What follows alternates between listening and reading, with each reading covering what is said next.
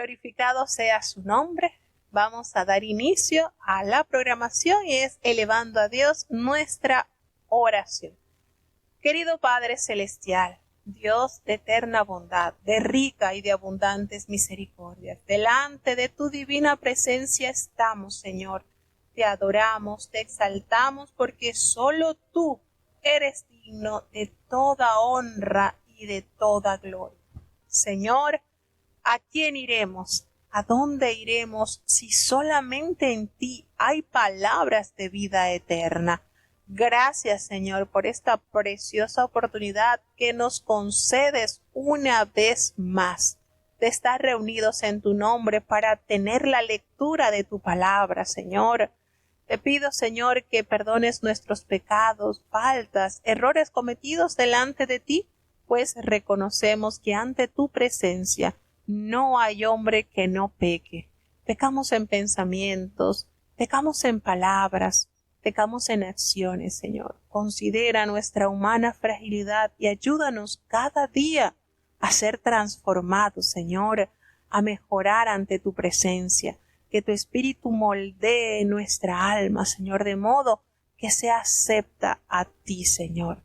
Padre, te presentamos esta programación, la lectura de los capítulos de este día, Señor, que tu Espíritu Santo sea el que nos dirija, el que nos guíe cada uno de los versículos, Señor, que podamos entender tu verdad. Prepara nuestras mentes, nuestros corazones, nuestras manos, para entender, para amar y para hacer tu voluntad, Señor.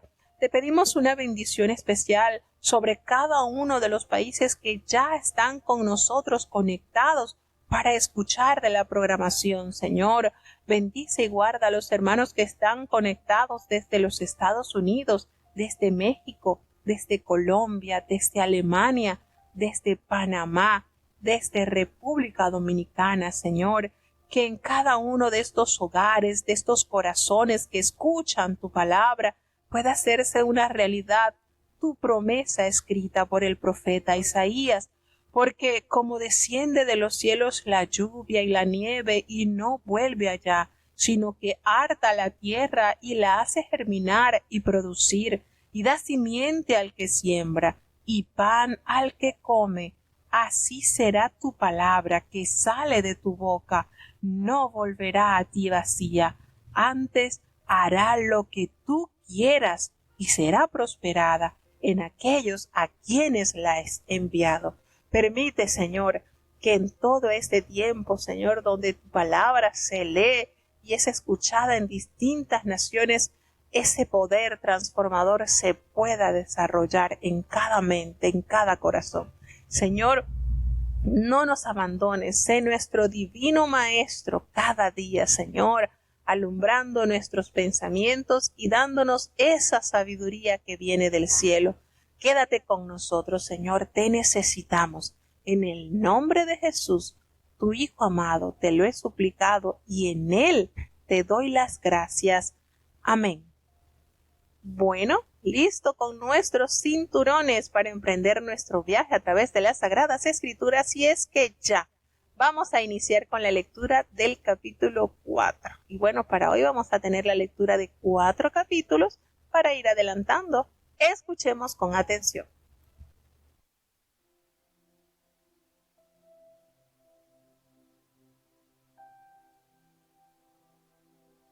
Libro de los Hechos, capítulo 4.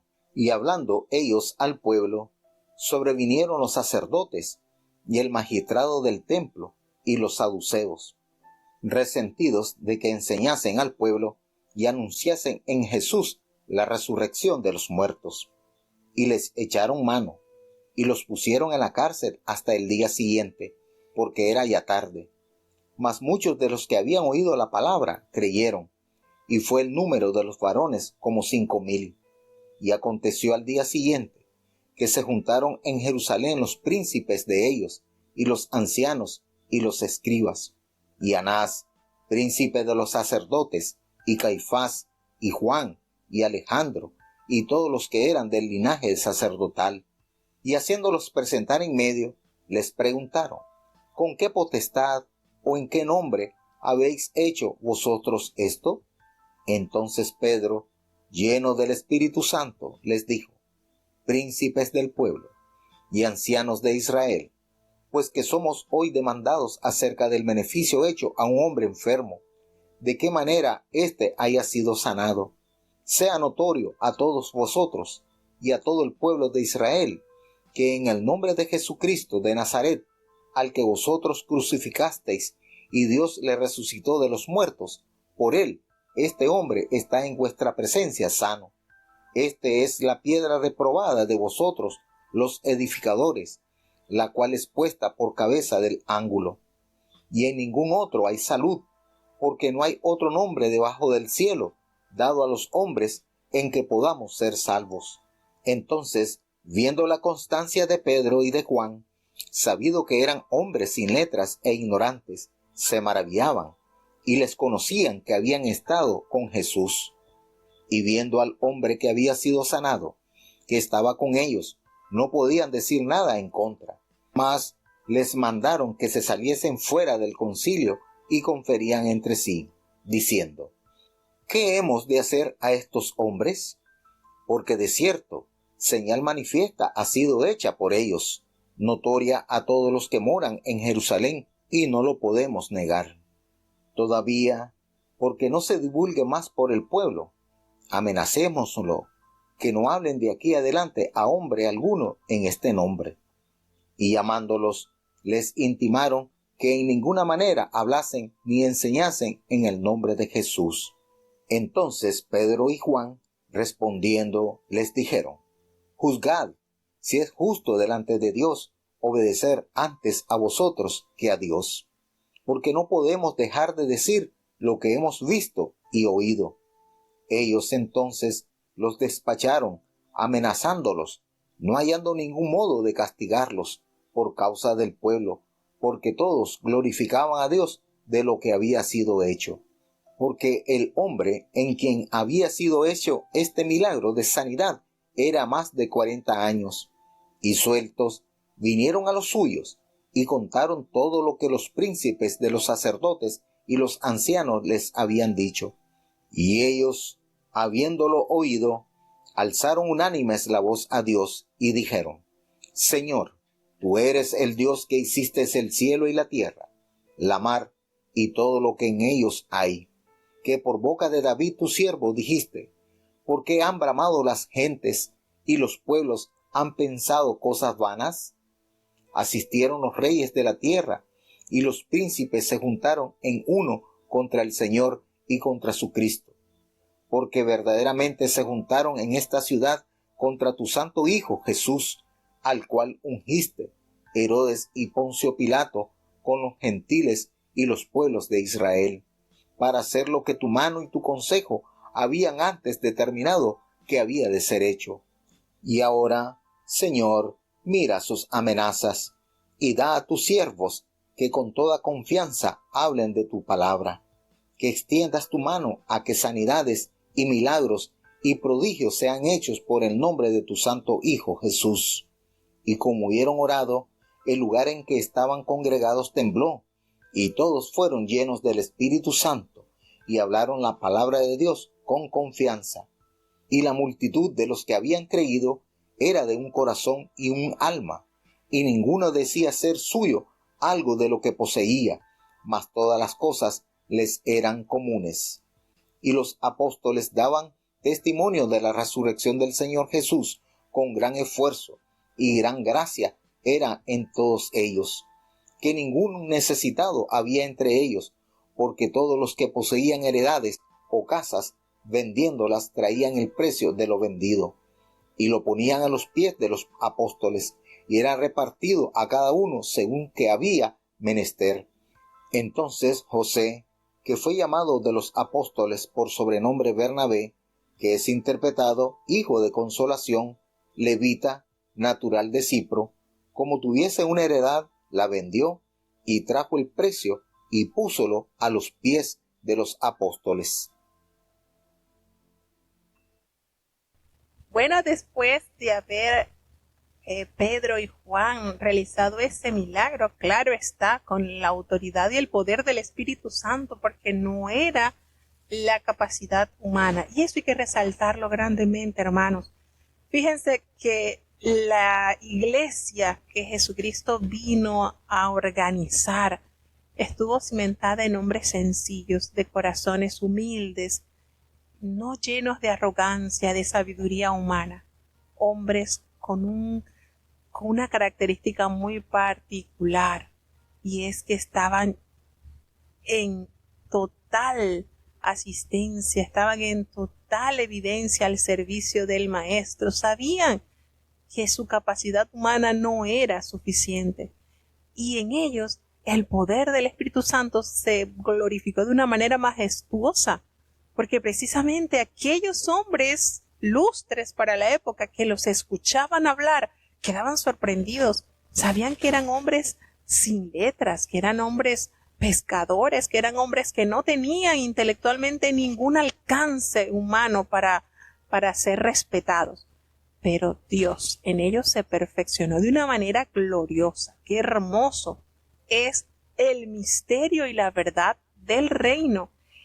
Cuando ellos estaban hablando al pueblo, vinieron entonces aquellos sacerdotes con el jefe de la guardia del templo y nada más y nada menos que los saduceos. Y el jefe de la guardia del templo era comandante de la policía de aquel lugar y era responsable de mantener el orden público en el recinto del templo. Entonces ellos llegan asistidos con este personal para poner orden, porque esto ya se había salido de las manos. Y fíjense cómo de una manera maravillosa ellos estaban resentidos porque Pedro y Juan enseñaban públicamente las grandezas hechas por Dios, y ellos anunciaban claramente la resurrección de Jesucristo entre los muertos. Esto fue un hecho que por mucho que estos hombres pagaron a los soldados romanos para que ellos dijesen que los discípulos de Jesús habían ido en la noche y habían robado el cuerpo del Maestro, por mucho que ellos trataron de persuadir de que la resurrección de Jesucristo era falsa, la vida de estos seguidores de Jesús, de los discípulos ahora convertidos en apóstoles, era una clara evidencia de que ese poder sobrenatural que heredaron del Maestro estaba tan vigente como cuando Cristo estuvo en Israel, estuvo caminando esas calles. Entonces, esto era algo que ellos no podían soportar, no toleraban. Cuando los fariseos, los saduceos, cuando los herodianos, cuando toda esta gente pensó que a través de la muerte de Jesucristo ya quedaría extirpada esta fe, se equivocaron, porque fue cuando más se difundió, y hasta la presente fecha hay tantos seguidores de Jesús en el mundo como la arena que está a la orilla de la mar, innumerables. Por mucho que quisieron enmudecer la verdad de Cristo, es algo que no se podrá esconder. Y estos hombres le echaron mano a Pedro y Juan y los metieron en la cárcel, y al día siguiente pues lo iban a atender porque bueno, ya era tarde. Pero muchas personas de los que habían oído la palabra que Pedro había proferido creyeron, y nos revela el escritor que el número de personas era como de 5,000. Figúrense, en el primer discurso dado por Pedro en el día del Pentecostés, alrededor de 3,000 personas aceptaron y se convirtieron a la verdad sublime del Señor.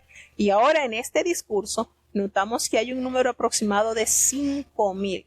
Se está cumpliendo la promesa hecha de Jesús al apóstol Pedro, diciéndole que de ahora en adelante serían pescadores de hombres. Claro que sí se estaba haciendo realidad, hermanos. Y eso es lo maravilloso, que Dios nos llama, nos capacita y nos da esa oportunidad de ser eficientes en su obra. Y bueno, sucede que al día siguiente entonces todos se reunieron allí en Jerusalén, tanto los gobernantes como los ancianos y todos estos escribas, esta gente docta. y el sumo sacerdote Anás y Caifás. ¿Recuerdan estos personajes? Claro, ellos estaban allí cerquita de Jesucristo para mandarlo a matar y para asegurarse de que el nombre del Señor fuese olvidado por el pueblo. Pero no les resultó el plan a esta gente. Y entonces estaba Juan y Alejandro y todos, óigase bien, los que eran de la familia de los sumos sacerdotes. Es decir, la crema innata de la familia aronita, los que estaban allí al pendiente de realizar los sacrificios y de dirigir el pueblo a la presencia de Dios. Y estaban estos entonces y poniéndoles allí en el medio a estos hombres, a Pedro y a Juan, y les preguntaron, ¿con qué potestad o en qué nombre habéis hecho vosotros esto? ¿Y saben lo que le responde estos grandes siervos de Dios? Pedro, fíjense cómo nos detalla Lucas esta revelación. Pedro lleno del Espíritu Santo. No dice Pedro lleno de ira, Pedro lleno de sabiduría humana, Pedro lleno de... No, hermanos, esta es la esencia más celestial que un mortal pueda adquirir.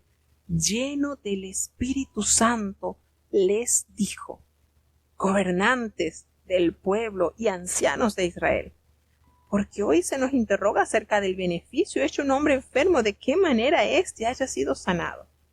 Y fíjense cómo les dice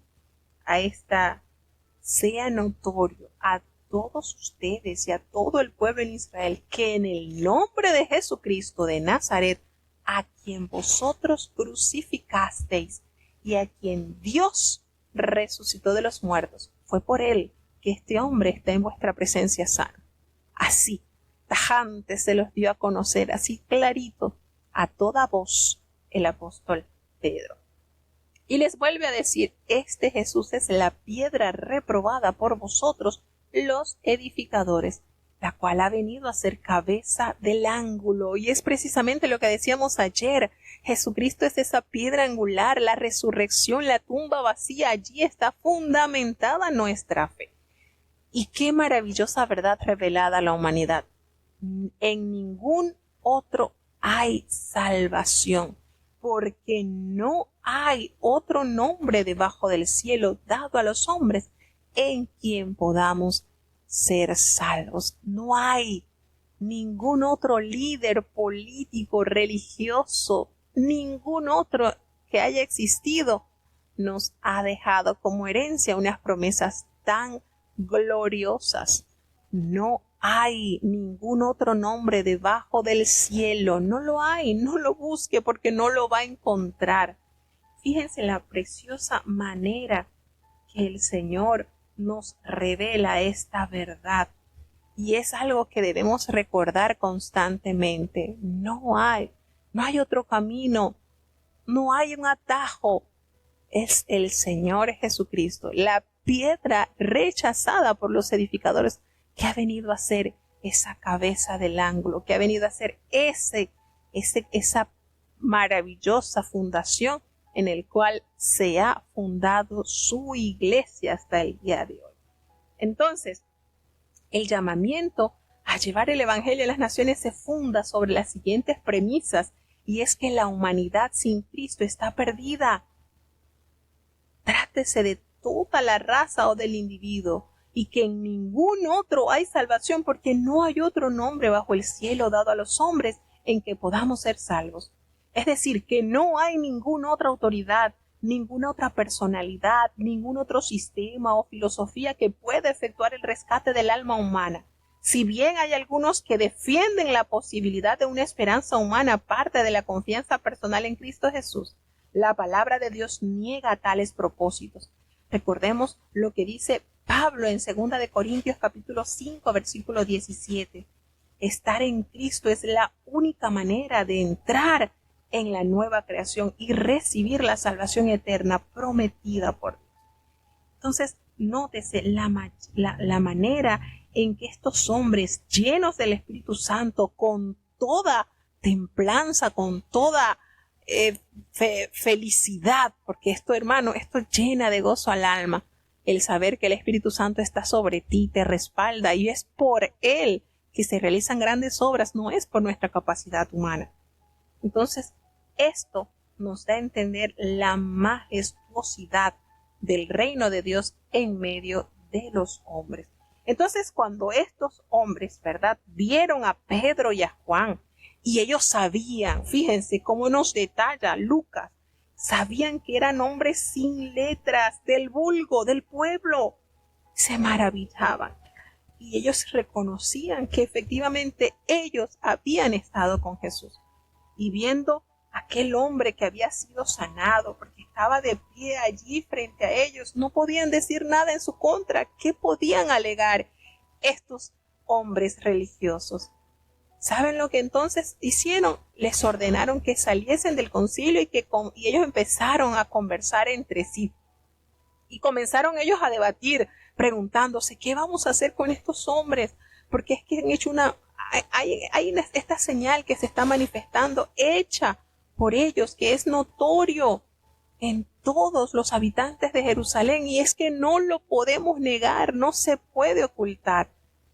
Y se les ocurre la brillante idea, según ellos, bueno, para que ellos no divulguen más esto entre el pueblo, vamos a amenazarlos, para que ellos no hablen de aquí en adelante en ningún otro nombre, que no digan nada, que no mencionen nada. Y los llamaron y les intimaron allí, queriéndolos mantener limitados, y les prohibieron que en ninguna manera ellos hablasen ni enseñasen el nombre de Jesús. ¿Cuál fue la respuesta de estos hombres llenos del Espíritu de Dios? Les dijeron, juzgad si es justo delante de Dios obedecer a vosotros antes que a Dios. ¡Qué postura, hermanos! ¡Qué posturas! Ellos con esto no se estaban rebelando a la ley. Ellos hicieron un llamado a la conciencia. Vean ustedes si es necesario obedecerlos a ustedes antes que a Dios. No podemos. Y les dicen, ellos por supuesto no entendían esto. Los apóstoles le dijeron, es que no podemos dejar de decir lo que hemos visto y oído. Si eso se hace como ese fuego que sentía el profeta Jeremías, que por mucho que trató de callarlo, no pudo sufrirlo. Y los apóstoles no podían estar viviendo una vida acomodada a la época, acomodada al sistema. Bueno, aquí voy al templo, regreso, y no, necesitaban expandir esta gloriosa verdad, no podían ocultarlo. ¿Y qué sucedió? Que ellos le amenazaron y le soltaron, porque es que no hallaron ninguna manera cómo castigarlos, porque el pueblo estaba tan gozoso glorificando a Dios por esta preciosa manifestación dada con este hombre, que imagínense, tenía más de 40 años este hombre que había nacido en esta condición. Esto fue algo tan maravilloso que fueron puestos en libertad y llegaron allí a los suyos, a sus parientes, a los demás discípulos, y le contaron todo lo que ellos habían experimentado con los principales sacerdotes y con los ancianos, todo lo que le habían dicho y cómo los habían amenazado. Y fíjense esta maravillosa, cuando uno lee esta posición de estos siervos de Dios, uno queda abismado. ¿Por qué? Porque cuando ellos escucharon todo lo que estos dos hombres habían experimentado allí presos, ellos alzaron unánimes la voz a Dios y ellos elevaron una oración maravillosa, una oración, hermanos, que hizo que el poder de Dios se manifestase al instante. Esta oración, cuando estos hombres, ¿verdad?, en respuesta de la iglesia, cuando eran perseguidos, trataron, por supuesto, los líderes religiosos de extirpar el movimiento cristiano, y los cristianos recurrieron a la más efectiva arma dada por nuestro Dios, a la oración. Y entonces, aunque las cosas que amenazaban con sofocar, con destruir la iglesia, vienen a ser los medios de su preservación y avance, hermanos. Una controversia que se suscitó por la ocurrencia de este milagro que desató la persecución de igual manera.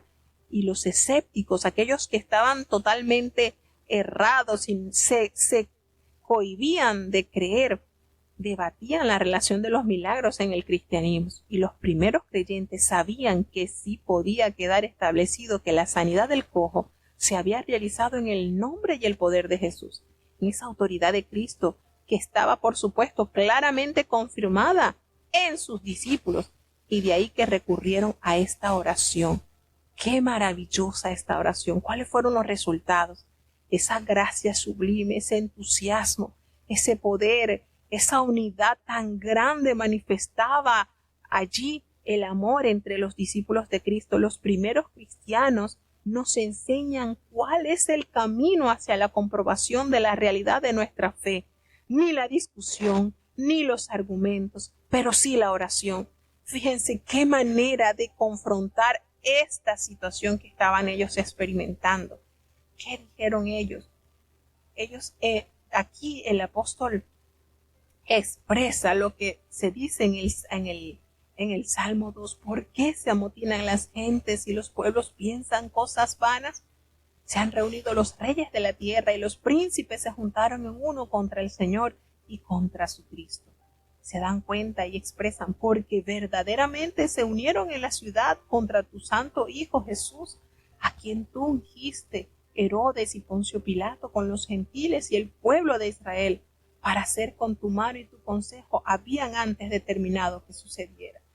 Y la oración ferviente que elevaron estos hombres llenos del Espíritu de Dios al decir, Señor, mira sus amenazas, concede a tus siervos que con todo de nuevo hablen de tu palabra. Ellos no le pidieron, Señor, quítales la vida, permite que ellos mueran para que nosotros sigamos trabajando por ti. No, ellos no pidieron un cambio de situación. ¿Qué fue la solicitud de sus discípulos?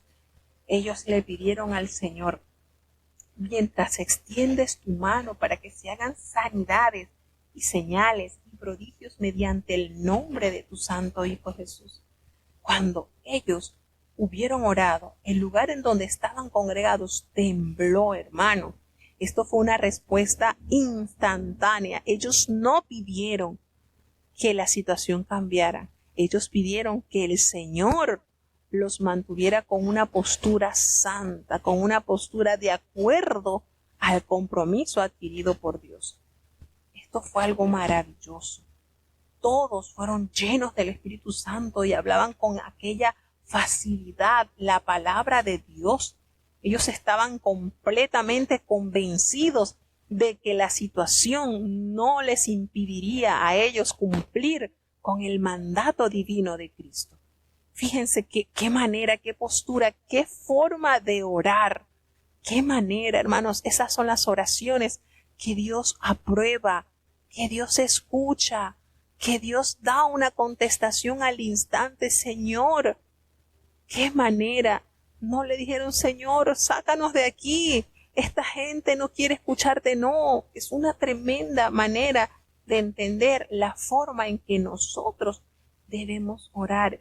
Ellos estaban tan entusiasmados, estaban tan llenos de ese poder divino que tenía esta gente ordinaria. No era profesional, no eran letrados, pero estaban llenos de ese poder glorioso, de esa maravillosa presencia del Dios eterno. Y la multitud de los que habían creído eran de un corazón, de un alma, así como Jesucristo los instruyó a sus discípulos. Ninguno, qué manera, ninguno decía ser suyo propio nada de lo que poseía, sino que todas las cosas eran en común. Y qué poder era manifestado entre los apóstoles, pues ellos daban el testimonio de la resurrección de Jesucristo y había abundante gracia sobre ellos. Nótese esta característica, abundante gracia. Esto es algo que resaltó en la iglesia primitiva, y con gran poder los apóstoles daban ese testimonio a todas las personas a las cuales se encontraban, y así que no había entre ellos ningún necesitado, porque es que todos los que poseían eran heredades. Ellos poseían heredades o casas, ellos las vendían y traían el precio de lo vendido. Nos damos cuenta cómo Dios actuó de una manera especial. La mayoría de los creyentes tenían esa definición común de la bellísima palabra de Dios al decir gracia, como ese favor inmerecido de Dios. Y esto es admirable y hay que ver de qué manera valoraron estos hombres su salvación, teniendo ese sentir de vivir enteramente para el Señor. Y todo lo traían y lo ponían a los pies de los apóstoles y ellos se repartían cada uno según su necesidad. Y ahí hace una aparición importante, pues entra en escena José, a quien los apóstoles le colocaron el sobrenombre de Bernabé, que si se traduce quiere decir hijo de consolación, quien era levita natural de Chipre. Y él tenía una heredad y la vendió, y trajo el precio y lo puso a los pies de los apóstoles. Este hombre es tocado, es alcanzado por la gracia salvadora de Dios. Y nos damos cuenta por medio del libro de Hechos de qué manera el Señor usó a Bernabé, una manera maravillosa.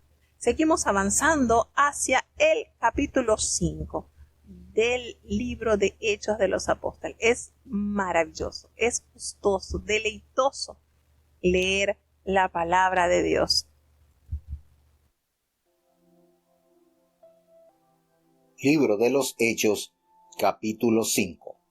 Mas un varón llamado Ananías, con Safira su mujer, vendió una posesión y defraudó del precio, sabiéndolo también su mujer, y trayendo una parte, púsola a los pies de los apóstoles. Y dijo Pedro: Ananías, ¿por qué ha llenado Satanás tu corazón a que mintieses al Espíritu Santo y defraudases del precio de la heredad? Reteniéndola, ¿no se te quedaba a ti? Y vendida, ¿no estaba en tu potestad? ¿Por qué pusiste esto en tu corazón? No has mentido a los hombres, sino a Dios. Entonces Ananías, oyendo estas palabras, cayó y expiró. Y vino un gran temor sobre todos los que lo oyeron. Y levantándose los mancebos, le tomaron y sacándolo, sepultáronlo. Y pasado espacio como de 3 horas, sucedió que entró su mujer, no sabiendo lo que había acontecido. Entonces Pedro le dijo: Dime, ¿vendisteis en tanto la heredad? Y ella dijo: Sí, en tanto. Y Pedro le dijo: ¿por qué os concertasteis para tentar al Espíritu del Señor? He aquí a la puerta los pies de los que han sepultado a tu marido, y te sacarán.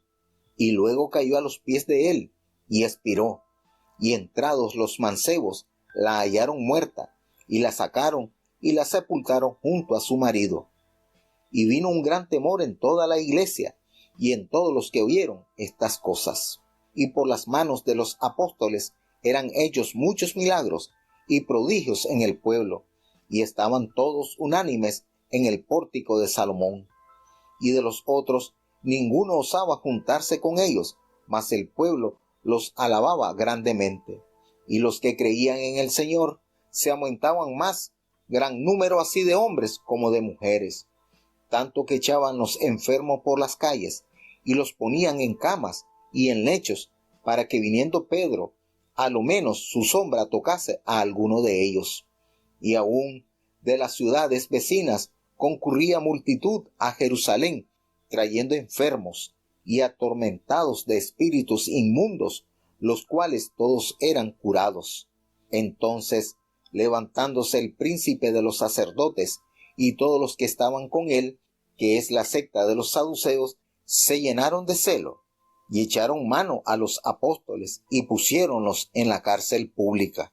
Mas el ángel del Señor, abriendo de noche las puertas de la cárcel y sacándolos, dijo: Id, y estando en el templo, hablad al pueblo todas las palabras de esta vida. Y oído que hubieron esto, entraron de mañana en el templo y enseñaban. Entre tanto, viniendo el príncipe de los sacerdotes y los que eran con él, convocaron el concilio y a todos los ancianos de los hijos de Israel, y enviaron a la cárcel para que fuesen traídos. Mas como llegaron los ministros y no los hallaron en la cárcel, volvieron y dieron aviso, diciendo: por cierto, la cárcel hemos hallado cerrada con toda seguridad, y los guardas que estaban delante de las puertas, mas cuando abrimos, a nadie hallamos dentro. Y cuando oyeron estas palabras el pontífice y el magistrado del templo y los príncipes de los sacerdotes dudaban en qué vendría a parar aquello. Pero viniendo uno, dióles esta noticia: He aquí, los varones que echasteis en la cárcel están en el templo y enseñan al pueblo. Entonces fue el magistrado con los ministros y trájolos sin violencia, porque temían del pueblo ser apedreados. Y como los trajeron, los presentaron en el concilio. Y el príncipe de los sacerdotes les preguntó, diciendo: ¿No os denunciamos estrechamente que no enseñaseis en este nombre? Y he aquí, habéis llenado a Jerusalén de vuestra doctrina, y queréis echar sobre nosotros la sangre de este hombre. Y respondiendo Pedro y los apóstoles dijeron: Es menester obedecer a Dios antes que a los hombres. El Dios de nuestros padres levantó a Jesús, al cual vosotros matasteis colgándole de un madero. A éste ha Dios ensalzado con su diestra por príncipe y salvador, para dar a Israel arrepentimiento y remisión de pecados. Y nosotros somos testigos suyos de estas cosas, y también el Espíritu Santo, el cual ha dado Dios a los que le obedecen. Ellos, oyendo esto, regañaban y consultaban matarlos.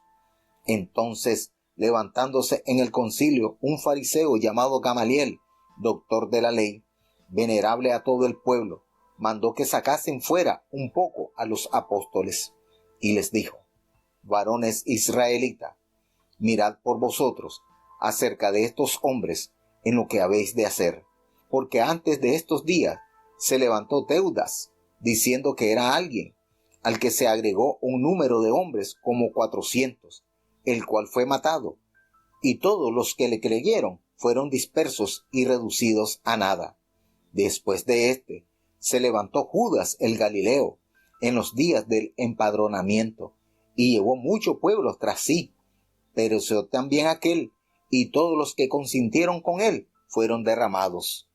Y ahora os digo: dejaos de estos hombres, y dejadlos, porque si este consejo o esta obra es de los hombres, se desvanecerá, mas si es de Dios, no la podréis deshacer, no seáis tal vez hallados resistiendo a Dios. Y convinieron con él, y llamando a los apóstoles, después de azotados, les intimaron que no hablasen en el nombre de Jesús, y soltáronlos. Y ellos partieron de delante del concilio, gozosos de que fuesen tenidos por dignos de padecer afrenta por el nombre. Y todos los días en el templo y por las casas no cesaban de enseñar y predicar a Jesucristo.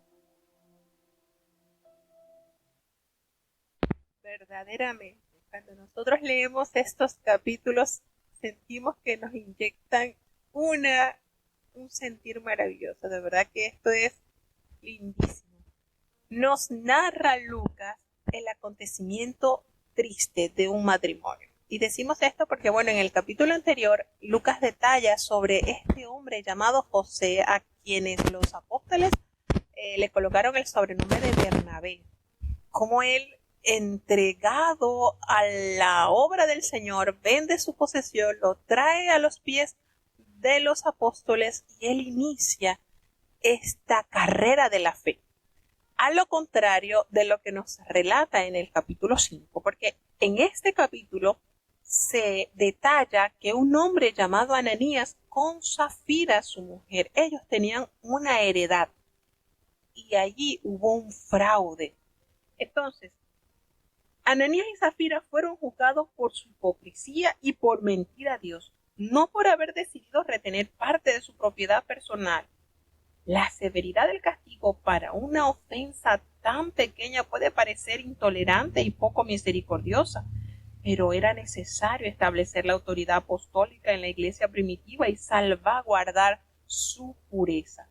Una respuesta sensata es que Satanás tiene el poder de distorsionar el pensamiento de los cristianos, lo cual confirma que no podemos darle oportunidad alguna.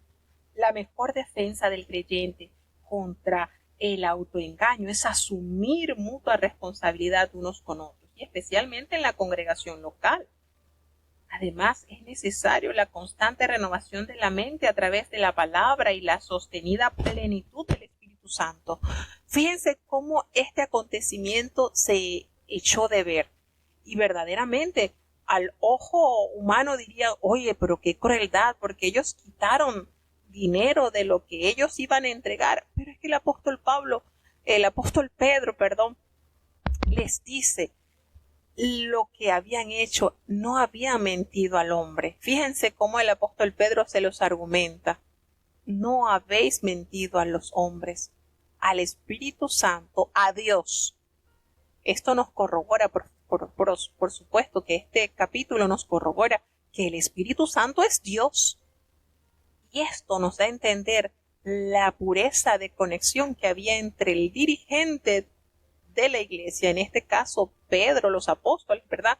Cómo Dios tenía una conexión tan clara con ellos, porque ellos trajeron el dinero adulterado, solo una parte, y la puso pues a los pies de los apóstoles. Y Pedro le hace referencia a Ananías. ¿Por qué llenó Satanás tu corazón para que mintieses al Espíritu Santo y sustrajeses del precio de la heredad? ¿Para qué? ¿Por qué has permitido esto, que Satanás minara tu corazón? Y le dice, si tú la retienes, no se te quedaba a ti, es tuya. Es tuya, es tu heredad. Y si la vendida estaba en tu poder hacer lo que querías hacer con ese dinero, ¿por qué pusiste esto en tu corazón? ¿Por qué? Y entonces le argumenta una verdad sublime. No has mentido a los hombres. No fue a Pedro quien Ananías le mintió, sino a Dios. La mentira fue hacia Dios. Y cuando Ananías escuchó esta sentencia, inmediatamente este hombre cayó, expiró. Y esto, por supuesto, este acontecimiento sobrenatural hizo caer gran temor sobre todos aquellos que estaban escuchando. ¿Será que algunos de los que tenían allí planes de vender una heredad estaban pensando también en hacer lo mismo que hizo Ananías? Estamos seguros que no. Imagínense si en estos tiempos fuese así, que por nosotros decir una mentira cayéramos largo a largo. ¡Oh! ¡Qué cosas!, ¿verdad? Cómo Dios extiende su misericordia para con cada uno de sus hijos. Resulta que los jóvenes entonces lo envolvieron y lo sacaron para sepultarlo, y nos detalla que había pasado un lapso como de 3 horas. Ananías había ya fallecido y estos jóvenes lo sacaron para darle sepultura. La mujer, Zafira, estaba totalmente inocente de lo sucedido, es decir, ella tenía 3 horas de viuda y no sabía. 3 horas duró Zafira de viuda y ni siquiera lo sabía. Cuando ella llega, le dice Pedro, dime, en tanto vendiste la heredad, dándole el monto, por supuesto, que le había dado Ananías. Y ella sí le dice, ella le confirma sí en tanto. Fíjense que allí ella tenía la oportunidad de corregir. Allí cuando Pedro le dijo, mira, en tanto vendiste esto, ella bien pudo haber dicho, no señor, fue tanto que se vendió. Tuvo la oportunidad de corregir esa mentira y no la aprovechó. Y entonces viene la sentencia, viene la consecuencia de la mentira. ¿Por qué convenisteis en tentar al Espíritu del Señor? Y le revela entonces, mira, aquí están a la puerta, a los pies de los que acaban de sepultar a tu marido, y también te van a sacar a ti. ¡Qué sentencia!, ¿verdad? ¿Será que nosotros podemos decir, bueno, ¿será que Ananías y Zafira tienen promesa de salvación? ¿Qué pasó con esta mujer? Al instante cayó a los pies de Pedro y expiró. Y entrando entonces aquellos jóvenes que acababan de sepultar a Ananías, tienen entonces que salir a sepultar a su mujer. Y por supuesto que esto fue notorio, y el temor sobre toda la iglesia y sobre todos los que oyeron estas cosas se hizo sentir. Había que estar derechito, porque el Señor todo se lo revelaba al oído a los líderes del pueblo de Dios. Esto no era que lo iban a decir en secreto, porque el Señor se lo revela a los hombres espirituales del Señor. Y nos sigue diciendo Lucas que por las manos de los apóstoles se hacían tantas señales y tantos prodigios en el pueblo, que esto era algo maravilloso. Estaban juntos allí en el pórtico de Salomón y nadie se atrevía a juntarse con ellos, pero el pueblo alababa tanto a estos hombres que a raíz de esto se iban añadiendo muchos a la fe cristiana. Y los que creían en el Señor era cada día más numeroso, aumentaban tanto hombres como mujeres. Fíjense lo maravilloso de esta característica del ministerio de la iglesia primitiva. Y también, por supuesto, esto está llamado a que se siga ejecutando en nuestros días. Era la manera en que Lucas describe el poder manifestado de Dios. Era tanto así, hermanos, que los enfermos los sacaban en las calles, los ponían en camas, en sus lechos, para que al pasar Pedro, al menos su sombra cayese sobre alguno de ellos, y esto producía en estos enfermos sanidad. Y aún las ciudades vecinas, muchos venían a Jerusalén trayendo sus enfermos, trayendo sus atormentados de espíritus inmundos, y todos eran sanados. Y uno se pregunta, oye, con los 3 años y medio del ministerio de Jesucristo, aún habían enfermos, aún habían endemoniados. Hermanos, siempre habrán enfermos, siempre habrán endemoniados, siempre habrán ataduras del mal que desatar. Y para esto el Señor comisionó a sus discípulos. Y esto era algo notorio, cómo el Señor hacía grandes prodigios, hacía grandes milagros. Y esto, por supuesto, no gustó a los sumos sacerdotes, ni tampoco a la secta de los saduceos, que estaban llenos de enojo. Ellos estaban llenos de la obra de la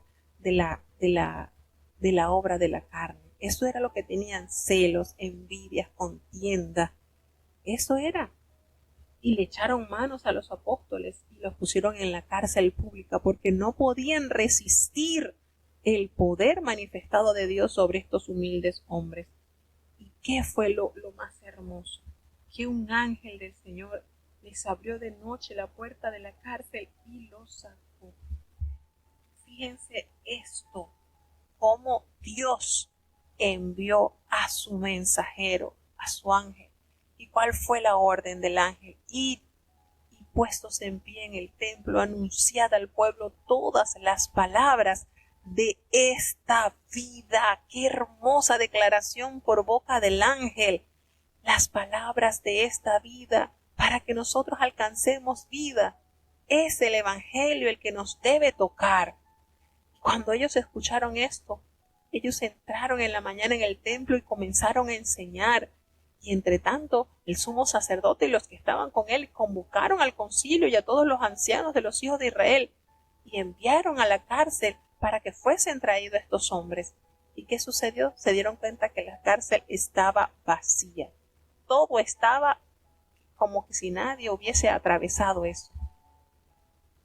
Y la sorpresa mayor es que estos hombres estaban tranquilamente en el templo enseñando como todos los días.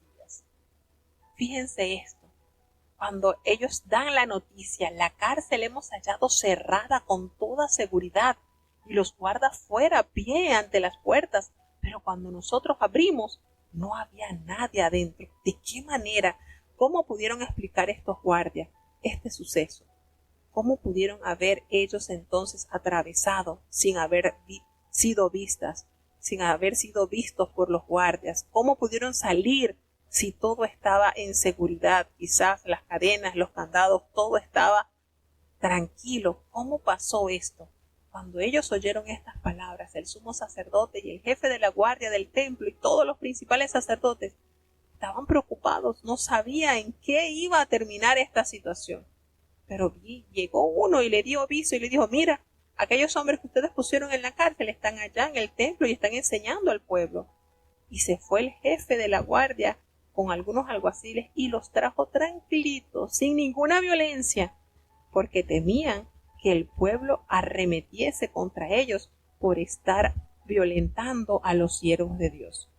Cuando lo trajeron, los presentaron ante el concilio y ante el sumo sacerdote y les preguntaron: ¿no les dijimos a ustedes estrictamente que no enseñasen en ese nombre? Y ahora ustedes han llenado a Jerusalén de esa doctrina y quieren echar sobre nosotros la sangre de ese hombre. El cinismo vuelto hombre. Ahí está. Ellos fueron los que indirectamente causaron el asedio hacia Jesucristo y quienes impulsaron a la crucifixión, y ellos se vienen ahora a ser víctimas, típico de la persona malvada. ¿Qué fue lo que respondió el apóstol Pedro? Es necesario, hermano, es una necesidad. Es necesario obedecer a Dios antes que a los hombres. Tan sencillo como esta expresión llena de unción. Necesitamos obedecer a Dios antes que a los hombres. Y les dice: el Dios de nuestros padres levantó a Jesús, a quien vosotros matasteis colgándole de un madero. Y a este Dios ha exaltado con su diestra por príncipe salvador, para dar a Israel arrepentimiento y perdón de pecados. Y los remató con esta expresión: nosotros somos testigos suyos de estas cosas, y también el Espíritu Santo, el cual ha dado Dios a los que le obedecen. ¿Verdad? Sí. ¿A quiénes da Dios el Espíritu Santo? A los que le obedecen. Y es una necesidad obedecer a Dios si queremos contar con la asistencia suprema del Espíritu Santo Consolador en nuestras vidas. Por eso entonces usted logra entender por qué hay tantas creencias, tantas religiones, y no todas gozan de este don divino del Espíritu Santo. Aquí está la respuesta: porque no obedecen a la palabra de Dios. No la obedecen. Entonces, es necesario obedecer a Dios antes que a los hombres si queremos contar con la asistencia divina del Consolador. Cuando todos estos hombres escucharon los argumentos de los apóstoles, por supuesto que eso hizo arder en enojo a estos hombres. Y estaban que ya no aguantaban con esta condición y esta situación que se estaba presentando en la ciudad. ¿Y qué sucedió?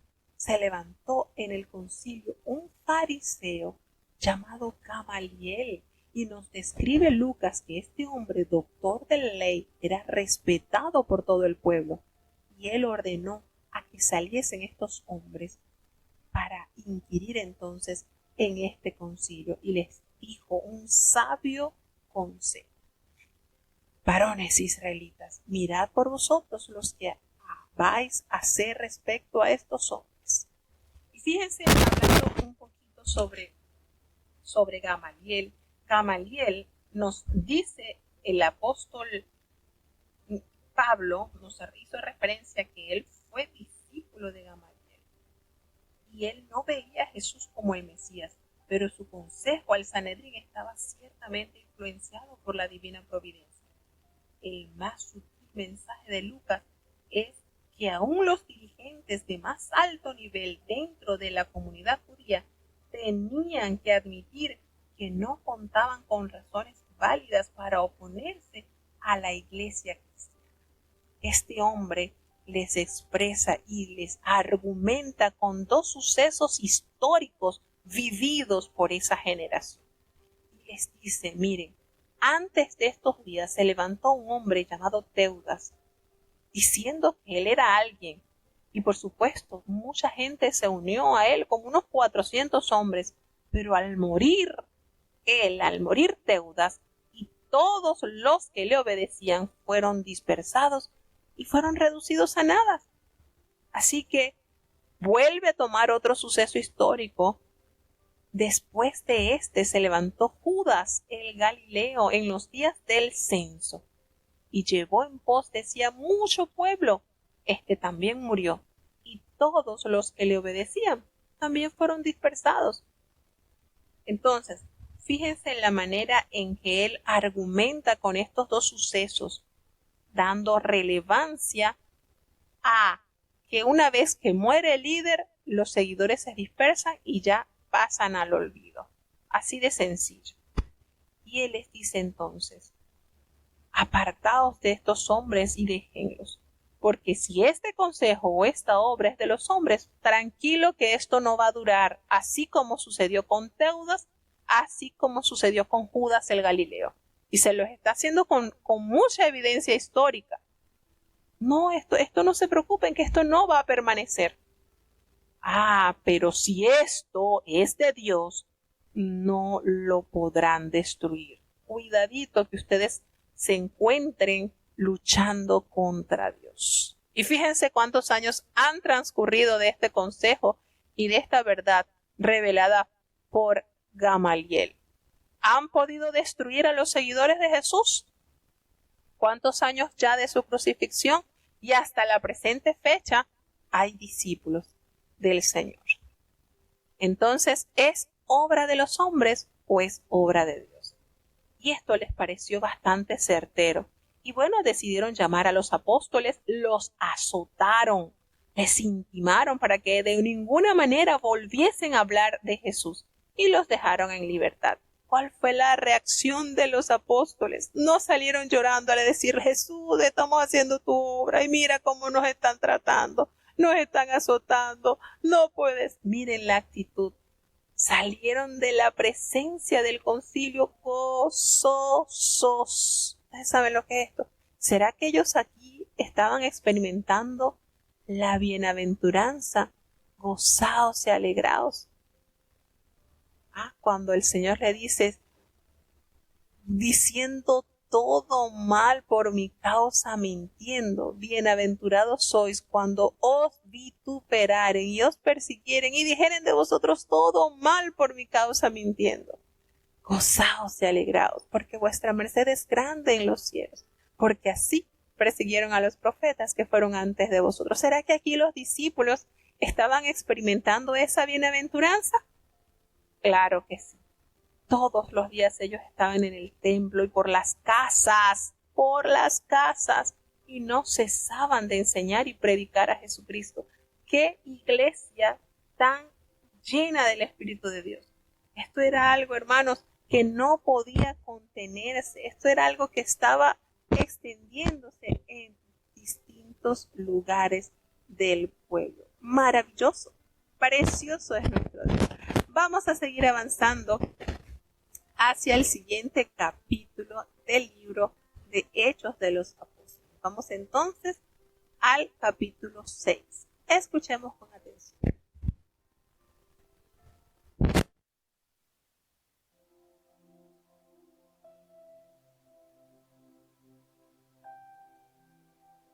Libro de los Hechos, capítulo 6.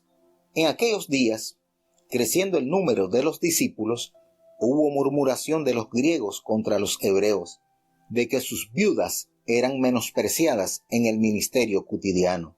Así que los 12 convocaron la multitud de los discípulos y dijeron: no es justo que nosotros dejemos la palabra de Dios y sirvamos a las mesas.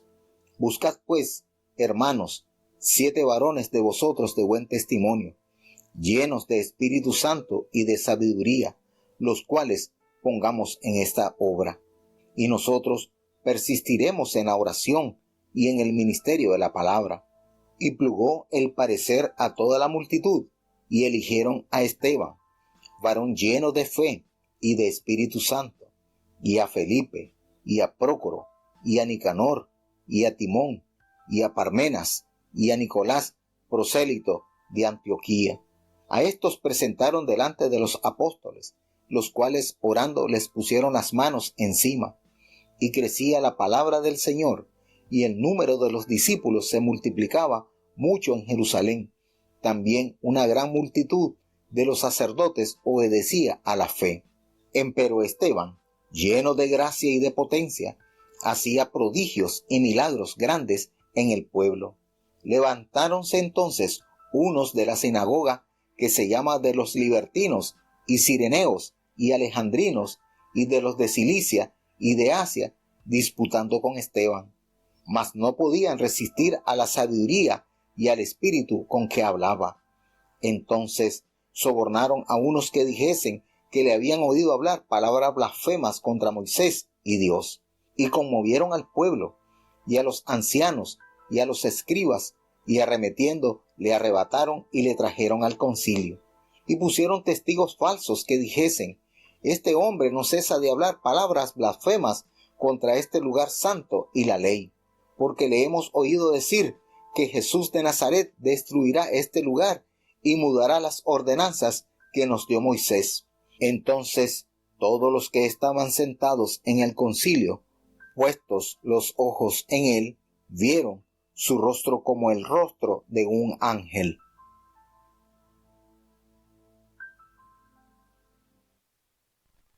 Bueno, tenemos entonces este capítulo donde ese idilio, ese amor, esa armonía que se estaba viviendo por muchos años, ¿verdad? No nos da la exactitud, llega a un punto quiebre. Y precisamente es a través de la murmuración por la comida. ¿Cómo trae contienda la comida, hermanos? Esto es desde el principio de la época, desde el Génesis. Vemos esto, la comida. Fíjense en las grandes dificultades que atravesó el pueblo de Israel precisamente en el desierto a través de la comida. Esto es serio.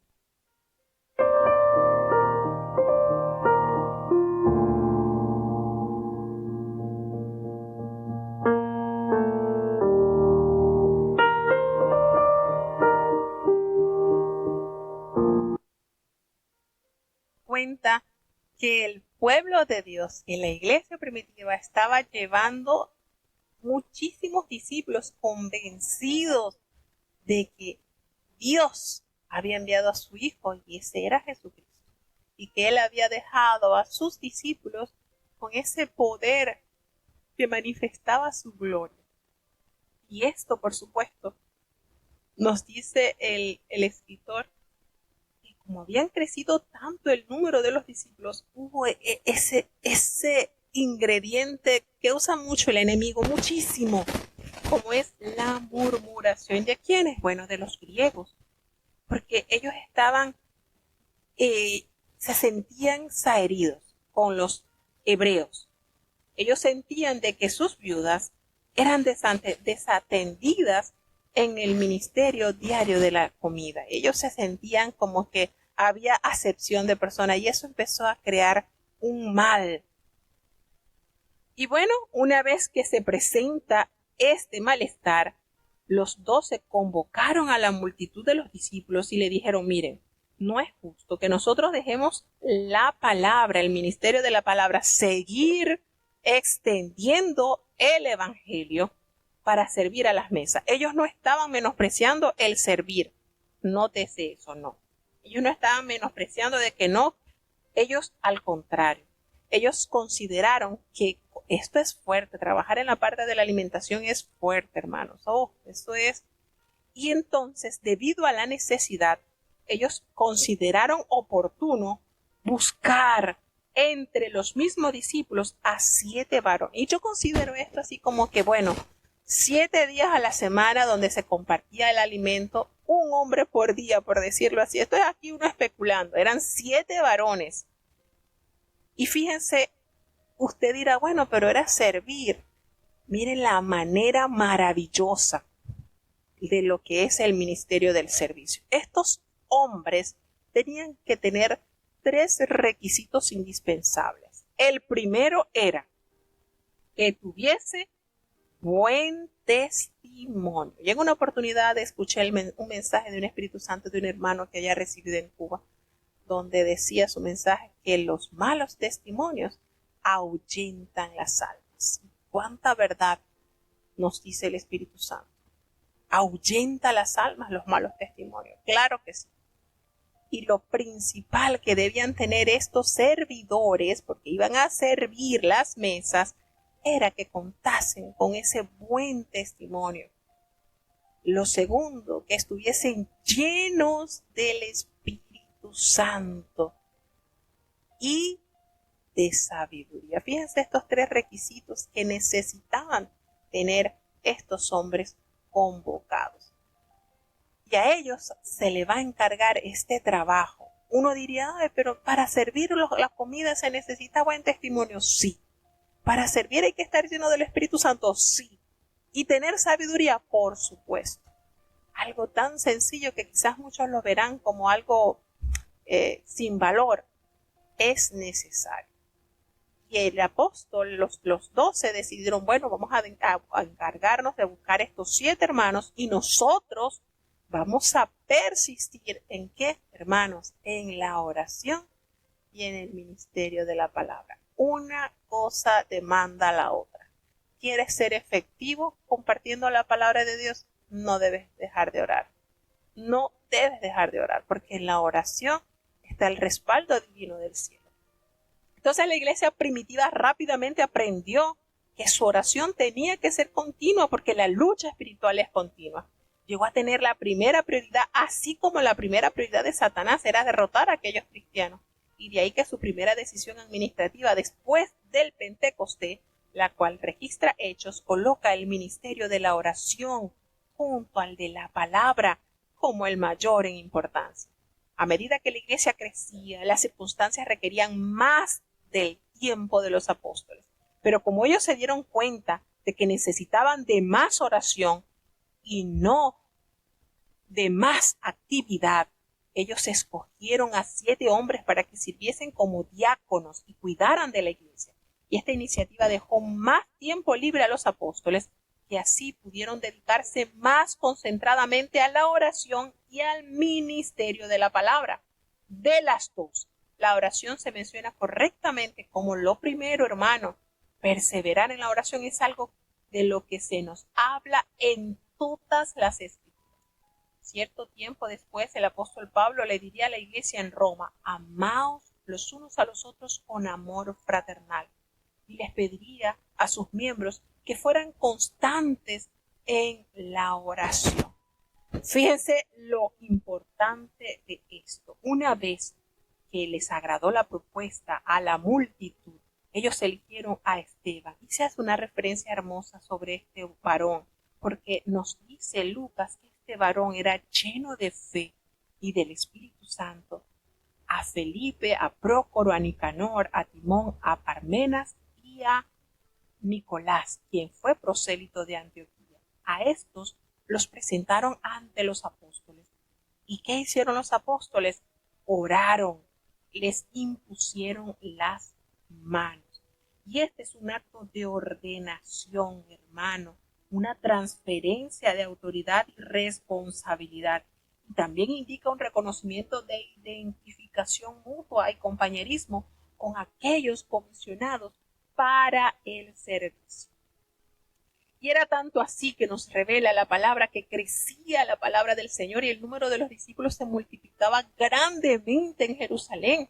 También muchos de los sacerdotes obedecían a la fe. Y aquí entra en acción esta palabra difundiéndose en corazones necesitados y que aceptaron el plan de salvación. Pero de Esteban se narra algo hermoso, porque este hombre estaba lleno de gracia y de poder y hacía grandes prodigios y señales entre el pueblo, aunque no nos detalla Lucas cuáles eran, pero sí nos dice que a través de este gran siervo de Dios, el Señor realizó grandes prodigios, grandes señales. Y esto, por supuesto, hizo que la maldad se multiplicase alrededor de este gran siervo de Dios, porque se levantaron unos de la sinagoga llamada de los libertos y otros de los sirenes, de Alejandría, de Cilicia y de Asia, y estaban discutiendo con Esteban. Pero ¿saben cuál era el resultado? No podían resistir a la sabiduría y al espíritu con que Esteban hablaba. No podían, se sentían que no podían hacer nada en su contra. Entonces nos damos cuenta, esa sabiduría, esa prudencia, esa habilidad, ese entendimiento que Dios le había otorgado a este siervo, cómo hablaba a menudo, cómo decía, cómo usaba la palabra de Dios, cómo era diestro, porque el Señor lo había capacitado. Entonces, una vez que se dieron cuenta que no podían debatir con él, sobornaron a unos para que dijesen que le habían escuchado hablar palabras blasfemas contra Moisés y contra Dios. Algo muy parecido a lo que experimentó Jesucristo. Creo que de los discípulos de Jesús, el que más se asemejó en la muerte, en el sentido de lo que experimentó, de la experiencia, sin duda alguna, Esteban. Esteban, yo pienso que llegó a ese punto de Cristo tan especial. Nos damos cuenta que este hombre llegó a una forma tan hermosa de aún orar por aquellos quienes le hacían daño, así como lo hizo Jesucristo. Y estos que convocaron a los ancianos, a los escribas, y arremetieron contra él, lo trajeron al concilio y pusieron testigos falsos, lo mismo que hicieron con Jesucristo, que decían que lo habían escuchado hablar palabras blasfemas contra este lugar santo, refiriéndose a la iglesia, al templo, y contra la ley. Porque le hemos oído decir que ese Jesús de Nazaret destruiría este lugar y cambiaría las costumbres que nos dio Moisés. ¿Qué les parece la maldad? Fíjense esto. Cuando nos hace referencia acá en el libro de los libertos, eran esclavos romanos. Esos eran los libertos. Y testificaban, por supuesto, de cosas que eran mentiras. Y el mismo argumento que se hizo para destruir a Jesús fue el mismo argumento que se usó para arremeter contra la vida de este gran siervo. Bueno, vamos entonces a pasar al capítulo 7. Y es conocido el capítulo 7 como el resumen del Antiguo Testamento. Y ustedes se van a dar cuenta cómo en estos 60 versículos encuentran una síntesis del Antiguo Testamento. Escuchemos con atención.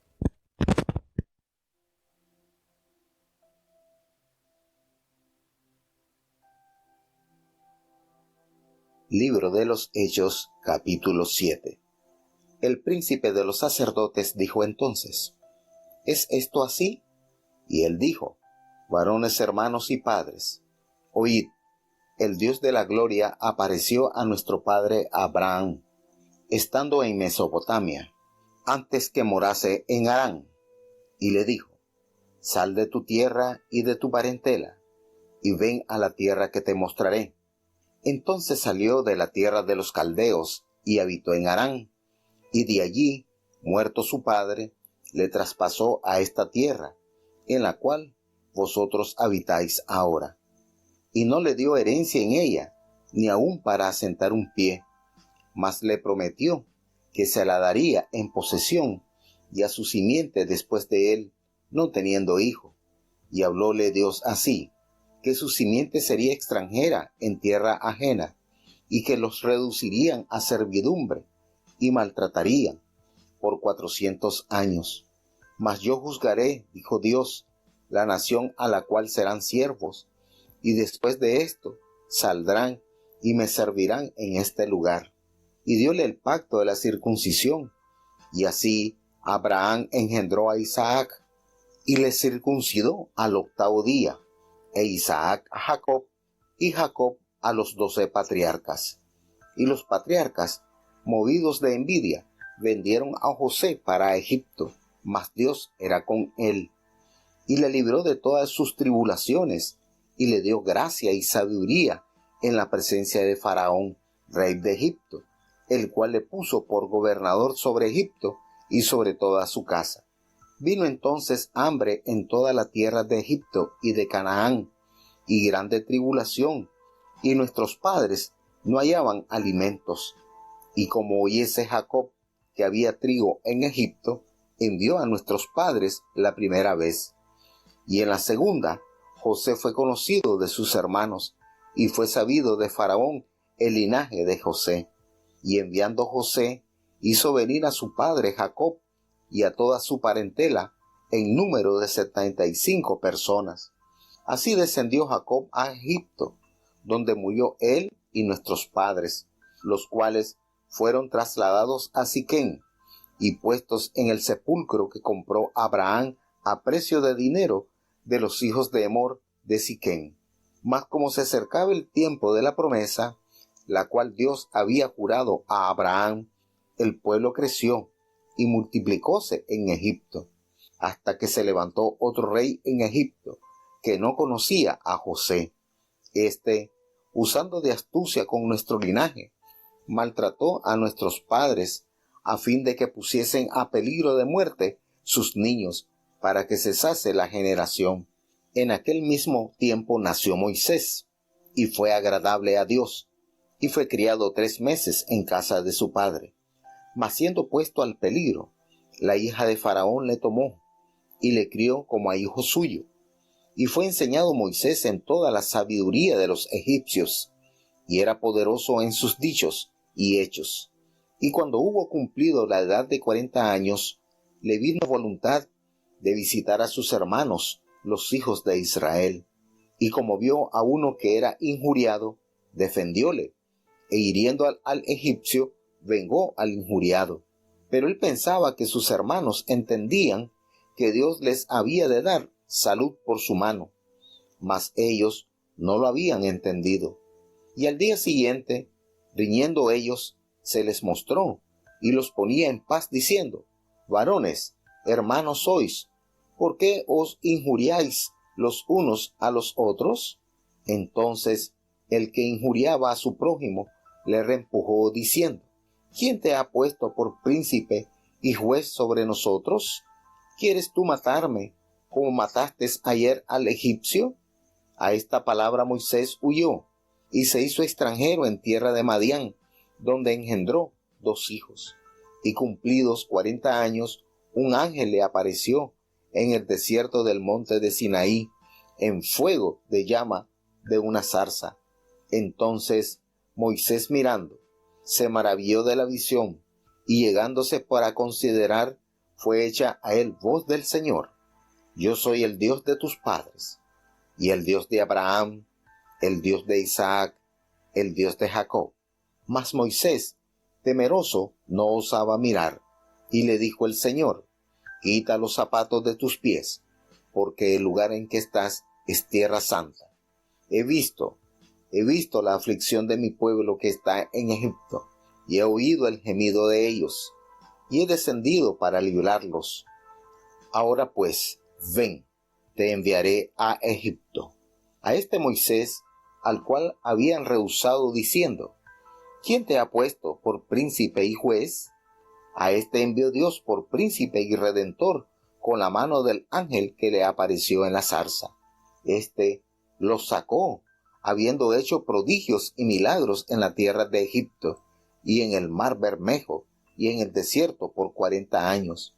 Este es el Moisés, el cual dijo a los hijos de Israel: profeta os levantará el Señor Dios vuestro de vuestros hermanos, como yo a él oiréis.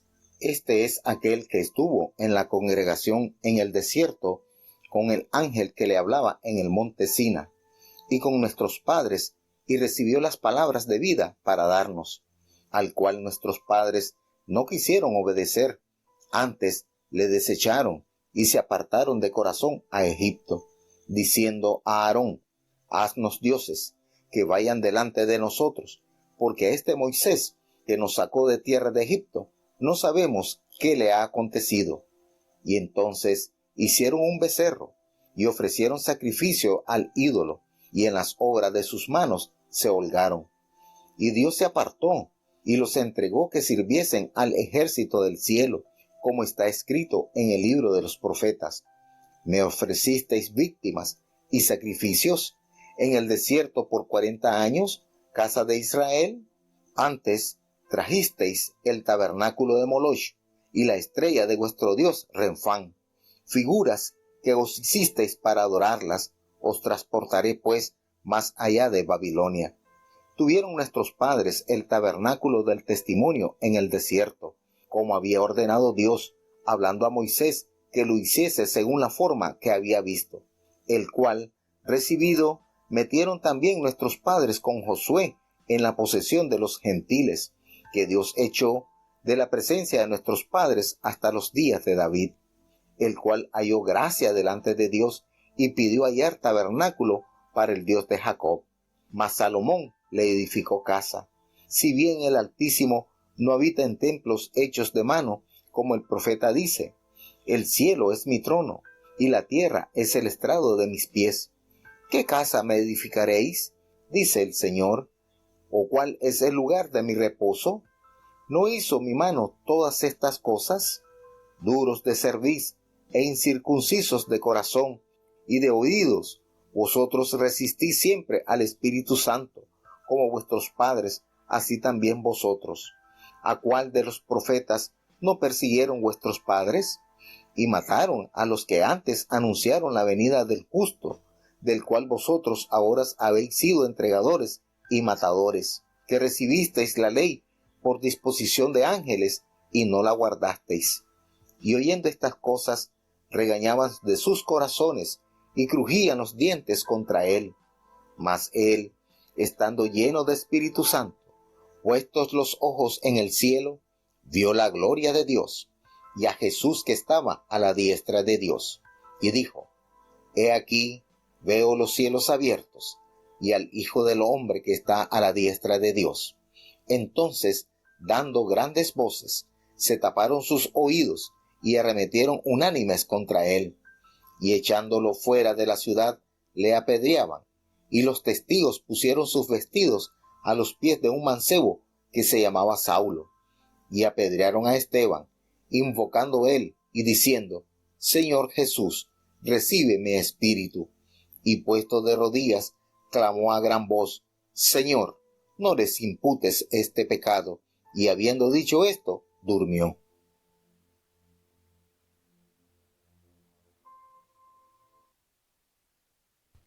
Bueno, ¿qué les parece este resumen del Antiguo Testamento? Me conmueve grandemente la historia de este gran siervo de Dios. Y fíjense que cuando él es llevado ante el concilio, todos los hombres pusieron sus ojos en este varón.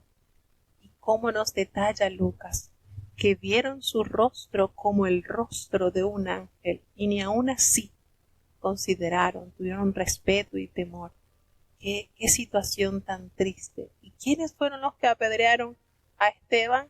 Los griegos, los samaritanos. ¿Quiénes fueron los que apedrearon a Esteban? Los mismos israelitas de su pueblo. Qué situaciones, ¿verdad? Qué manera. De verdad que este capítulo es conmovedor. En lo particular me deleito leyendo la palabra de Dios y en la vida de este hombre que para lo que nos detalla la palabra de Dios llegó a ser ese hombre fiel imitador de su divino maestro. Qué discurso nos dio Esteban. Qué manera de desglosar de una manera tan hermosa la historia del pueblo de Israel, comenzando desde el patriarca Abraham. Fíjense que este largo discurso de Esteban es algo más que una simple refutación de los cargos en su contra. En lugar de defenderse, pronunció un alegato contra sus acusadores. En vez de mantener un verdadero celo por el templo y la ley en su oposición al evangelio, los judíos estaban desplegando el mismo espíritu rebelde e incrédulo que caracterizó a sus antepasados, que se resistieron siempre a los propósitos de Dios.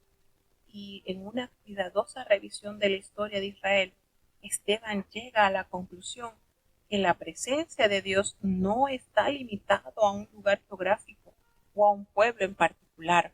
Él revela verdades a su pueblo que triste y lamentablemente echaron tras sus espaldas. Este sumo sacerdote le pregunta a Esteban: ¿es esto así? ¿Esto que aquellos hombres que fueron comprados como testigos falsos y arremetieron contra este gran siervo de Dios, el sumo sacerdote le dice: ¿es esto así?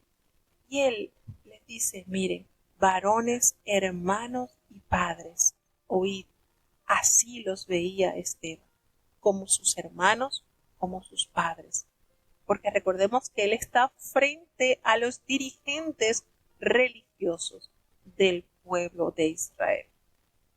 El Dios de la gloria apareció a nuestro padre Abraham cuando él aún estaba allí en Mesopotamia, antes que él morase en Harán. ¿Y cuál fue la orden que Abraham recibió? Que hasta la presente fecha lo seguimos escuchando en las predicaciones, en los púlpitos. Sal de tu tierra, de tu parentela, y ven a la tierra que yo te mostraré. Esta demanda la leemos en el capítulo 12 del libro de Génesis, cuando entra en escena este gran varón de fe. ¿Y qué hizo Abraham? Salió de su tierra, de allí, de los caldeos, y habitó en Harán. Y de allí, cuando muere su papá, Dios le traslada entonces a esta tierra en la cual están morando los israelitas. Fíjense la manera tan exhaustiva. Cuando usted se conecta con este capítulo, inmediatamente tiene todos los versículos, están íntimamente conectados con el Antiguo Testamento.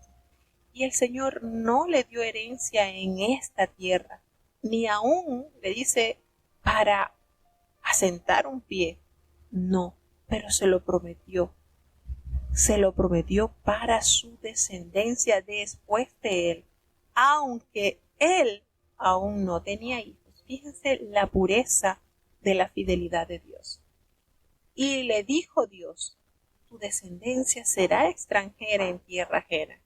Serán reducidos a servidumbre y serán maltratados por 400 años. Todo esto en resumen de lo que experimentó Abraham y que Esteban lo recuerda a esta multitud congregada. Cómo a Jehová le reveló a Abraham el suceso de la esclavitud por parte de los egipcios y el tiempo exacto en que ellos estarían en esa tierra. Pero el Señor les dice, yo voy a juzgar a esa nación, de donde ustedes serán siervos, y después de esto van a salir y me van a servir en este lugar, en la tierra que Abraham pisó. Y él entonces recibe así el pacto de la circuncisión. Y así Abraham, que había engendrado ya a Isaac, se circuncidó. Le circuncidó al 8º día a Isaac, y así Isaac lo hizo con Jacob, y Jacob así él hizo la circuncisión, le hizo la circuncisión a sus 12 hijos. Recordemos el pacto de la circuncisión que buscaba reflejar el compromiso personal de obediencia al pacto de Dios. Pero triste y lamentablemente los judíos hacían pocas distinciones entre el ritual y la realidad. Recordemos que los 12 patriarcas son los 12 hijos de Jacob, quienes se convirtieron también en los padres de las 12 tribus de Israel. ¿Qué sucede? Entonces Esteban les argumenta. Los patriarcas, llenos de envidia, ellos vendieron a José a Egipto, pero miren esta maravillosa revelación. Pero Dios estaba con él. A pesar de esta adversidad, la presencia de Dios nunca desamparó a este joven José y le libró de todas sus tribulaciones y le dio esa gracia, esa sabiduría delante de Faraón, quien fue rey de Egipto, por lo cual Dios lo colocó entonces como gobernador sobre Egipto y toda la casa de Faraón. Llegó entonces el tiempo de esa hambruna que se había ya anunciado por boca de los sueños revelados Dios a Faraón e interpretados por José. Y movidos por el hambre, los patriarcas llegan entonces a Egipto a comprar comida, allí a comprar trigo. Y nos revela entonces que en la segunda oportunidad José se dio a conocer a sus hermanos y le fue manifestado entonces a Faraón todo el linaje de José. Miren lo que es saber esperar en el plan perfecto de Dios. porque una vez que ya José estaba como gobernador de Egipto, él tenía la autoridad y el poder para hablar con Faraón y decirle: dame permiso que voy a ver a mi padre, voy a visitarle, a ver si está vivo o no. El bien pudo haber salido en esos años que estuvo trabajando, recordemos que fueron 7 años de abundancia, y en esos años el bien pudo haber llevado a consideración esa petición y salir de Egipto para velar por el cuidado de su padre, pero no fue así. Lo que es esperar pacientemente en el tiempo de Dios. Resulta entonces que ya conocido la parentela de José, de José hacia Faraón, José entonces trajo consigo a su padre y a toda su parentela, y nos hace referencia que entraron 75 personas. Y de allí entonces, cuando Jacob muere, y mueren también los padres, mueren esta descendencia, ellos fueron trasladados a Siquén, en el sepulcro precisamente que había comprado Abraham a los hijos de Amor, en Siquén, en esa cueva de Macpela, donde había él enterrado a Sara y donde también habían enterrado a las mujeres, lo que era Isaac, habían sepultado a Isaac y también a Rebeca, e incluso a la nodriza de Rebeca también había sido sepultada allí. Pero cuando se acercaba el tiempo de la promesa, recuerda Esteban, Dios había prometido eso a Abraham, el pueblo se creció de tal manera que los egipcios se encontraron en peligro. Y se levanta otro rey que no conocía a José, y éste estaba lleno de astucia y de maldad, y maltrató tanto a sus padres a fin de que tuvieron que exponer a muerte a sus niños. Y así lo hicieron, y precisamente sucede en el tiempo en que nace Moisés. Y este niño fue agradable a los ojos de Dios, y estuvo allí escondido durante 3 meses en la casa de su madre, pero ya sabiendo que no podía tenerlo más, entonces él fue adoptado por la hija de Faraón y lo crió como a su hijo. Y nos revela Esteban que Moisés fue enseñado en toda la sabiduría de los egipcios y era poderoso en sus palabras y en sus obras. Pero ya cuando él tuvo 40 años, él le vino a su corazón visitar a sus hermanos, a los hijos de Israel. Y al ver una injusticia, pues había uno maltratando a un hebreo, a un egipcio maltratando a un hebreo, lo defendió y él mató al egipcio. Triste y lamentablemente, según la idea de Moisés, era que los israelitas iban a entender que por mano de él Dios se les daría a ellos salud, les daría liberación. Y al día siguiente se presentó frente a unos de ellos, hebreos, que estaban discutiendo entre sí, tratándolos de poner en paz. Y él les dice y les exhorta: hermanos sois, ¿por qué os maltratáis el uno al otro? Y lo triste y lo lamentable es que aquel hebreo que estaba maltratando a su prójimo le rechazó, lo humilló diciéndole: ¿quién te ha puesto a ti por gobernador y juez sobre nosotros?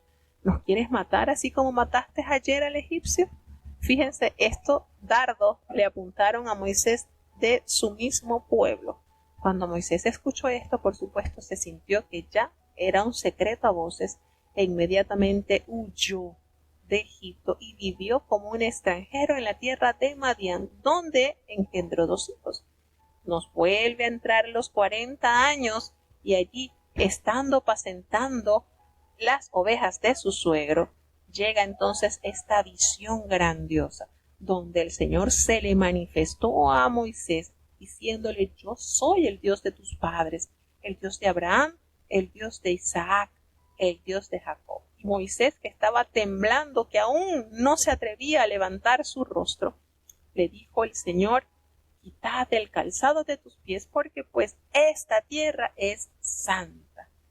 Y les revela entonces el Señor a Moisés que había visto la aflicción de su pueblo y que había visto ese gemir, y que él sería enviado entonces para ser el instrumento con el cual el Señor le daría a ellos la libertad. Moisés, a quien los hebreos habían rechazado al decirle: ¿quién te ha puesto por gobernante y juez? A este precisamente Dios lo envió como gobernante y como libertador por mano de ese ángel que le apareció en la zarza. Y este ángel, por supuesto, lo sacó con grandes prodigios y señales en la tierra de Egipto, a tal punto que vivieron en el desierto durante 40 años y aún el Mar Rojo fue abierto ante el paso de este pueblo. Fíjense que Moisés le hizo referencia a los hijos de Israel diciéndole que profeta os levantaría el Señor, y a ese ustedes lo iban a oír, como lo dice Deuteronomio capítulo 18. Y aquel Moisés, dice que estuvo en la congregación en el desierto, allá donde el Señor estuvo morando en el monte Sinaí, y aquel que recibió las palabras de vida que nos dio. ¿Y cuáles son esas palabras de vida, hermanos? Las tablas del testimonio, los mandamientos, porque el mandamiento es vida. Y eso lo recibió entonces Moisés. ¿Por qué lo recibió? Para darle vida a su pueblo. Y este pacto, y a pues entendió la verdad del Señor, y lamentablemente el pueblo de Israel no quisieron obedecer y desecharon, y en sus corazones pensaron en volver a Egipto. Cuando ellos le solicitaron a Aarón que les hiciese dioses para que fuesen delante de ellos, porque de Moisés no sabían nada, mientras él estuvo allí en el monte Sinaí recibiendo las tablas del pacto, que son las palabras de vida. ¿Y qué se hicieron? Un becerro, y ofrecieron ese sacrificio, y en las obras de sus manos se regocijaron. Pero ¿qué hizo Dios? Se apartó y los entregó a que rindiesen culto al ejército del cielo, así como estaba escrito por los profetas. Tuvieron entonces nuestros padres, le dice Esteban, ese tabernáculo del testimonio en el desierto. Cuando habla del tabernáculo del testimonio, habla de las tablas de piedra, los 10 mandamientos, que se les denomina el testigo o el testimonio, y estaban depositadas dentro del arca del pacto en el tabernáculo de Moisés. Recordemos que allí estaban las tablas, allí estaba la vara de Aarón, y allí estaba una porción del maná con el cual se alimentaron durante 40 años. ¿Qué sucede? Que el Señor estuvo allí y entregó por mano de Josué la posesión de las tierras que les había prometido a Abraham, arrojando de la presencia de sus padres hasta la fecha de los días de David. Fíjense cómo se hace esta síntesis. David halló gracia delante de Dios y le pidió entonces proveer ese tabernáculo para el Dios de Jacob. Pero no fue David el que construyó el templo, sino Salomón. Y hace referencia: el Altísimo no habita en templos hechos de mano, como dice el profeta, porque el cielo es su trono y la tierra es el estrado de sus pies. ¿Qué casa me edificaréis?, dice el Señor. ¿O cuál es el lugar de mi reposo? ¿No hizo mi mano todas estas cosas? Entonces Esteban no se oponía al templo en sí mismo, sino al institucionalismo sin vida que había llegado a representar en el pueblo. Las apasionadas afirmaciones de Esteban lo condujeron a una muerte violenta, cuando él les habla y les dice: duro de cerviz e incircuncisos de corazón y de oídos, vosotros resistís siempre al Espíritu Santo, como vuestros padres, así también vosotros. Nótense esta manera cuando él les habla diciéndole que son incircuncisos de corazón y de oído, y describe a aquellos que se sentían seguros porque habían sido circuncidados. Y el ritualismo no nos coloca en una buena posición ante Dios. Un cambio de corazón a través del nuevo nacimiento y de un andar en los caminos de la fe son las señales reales de una verdadera relación con Dios. Nos damos cuenta cómo a través de este escrito Él les dice las verdades tan pero tan severa, y les dice: ¿a cuáles de los profetas no persiguieron vuestros padres y mataron a los que anunciaron de antemano la venida del justo, de quien vosotros ahora habéis sido entregados y habéis sido matadores? Haciéndose referencia, por supuesto, a nuestro amado Salvador. Vosotros que recibisteis la ley por disposición de ángeles y no las guardasteis. Cuando estos hombres escucharon estas verdades a sus oídos, cuando oyeron esto, se enfurecieron en tal punto en su corazón que crujían los dientes contra Esteban. Pero qué manera de describir que Esteban estaba lleno de Espíritu Santo, puesto los ojos en el cielo. Allí es donde nosotros debemos tener nuestra mirada, hermano, no en aquellos que están en tu entorno y que son del mismo pueblo y que levantan las manos con las piedras para arremeter en tu fe. No, así como Esteban, lleno de Espíritu Santo, puesto los ojos en el cielo, vio allí mismo ante esa masacre que le estaban haciendo, ante esa blasfemia que habían levantado, ante esas dificultades, Esteban vio la gloria de Dios y vio a Jesús sentado a la diestra de Dios. Y lo expresó, lo dijo: veo los cielos abiertos y al Hijo del Hombre que está a la diestra de Dios. Qué manera de vivir una vida tan santa y tan pura, porque ellos empezaron a dar voces y se taparon sus oídos a modo de no escuchar las verdades reveladas por este santo del Señor, y arremetieron sin compasión contra él y lo echaron fuera de la ciudad, le apedrearon. Y los testigos, esta gente que fue pagada, que fueron sobornados para servir como testigos, pusieron sus ropas a los pies de un joven que se llama Saulo, y mientras le apedreaban a Esteban, él invocaba al Señor y le dijo: Jesús, recibe mi espíritu. Y él, puesto de rodillas, clamó a gran voz. Sus últimas expresiones movieron la fibra del corazón de Dios, porque le pidió a Dios: Señor, no le tomes en cuenta este pecado. No le tomes en cuenta este pecado. Y habiendo expresado esto, este gran siervo durmió. Fíjense la expresión que usa Lucas: no murió. Esteban no murió, él durmió. Y esta oración, hermanos, retumbó el cielo. ¿Saben por qué?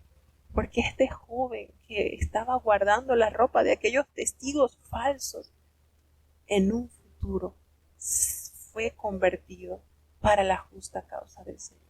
Esto nos da a entender que esta oración elevada por Esteban, saliendo desde lo más profundo de su corazón, un corazón lleno de amor, viendo antes de despedirse de este mundo la gloria manifestada de Dios. Hermano, qué vida tan maravillosa. Definitivamente, este muchacho, este mancebo, quien llegaría a ser el apóstol Pablo, era de Tarso, de una localidad situada en Cilicia, y puede que haya sido asistido a la sinagoga donde predicaba Esteban. Y la oración de Esteban es una reminiscencia de la pronunciación de Jesús allí en la crucifixión. Por eso me atrevo a decir que Esteban llegó a la altura, a la medida de ese hombre de fe. Es conmovedor, es maravilloso ver una vida de esta altura.